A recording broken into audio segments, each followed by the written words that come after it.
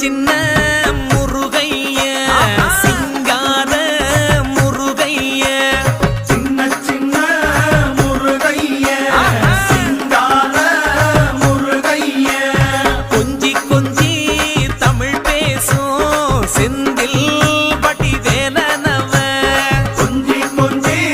தமிழ் பேசும் செந்தில் வடிவேலனவ சின்ன சின்ன முருகைய சிங்கார முருகைய கொஞ்சி கொஞ்சி தமிழ் பேசும் செந்தில் வடிவேலனவ சுப்பிரமணிய சாமி என்பார், கார்த்திகேயன் என்பார், சுவாமிநாதன் என்பார், முக அமுதன் என்பார், பாலசுப்பிரமணியன் என்பார், கருணாகரன் என்பார்,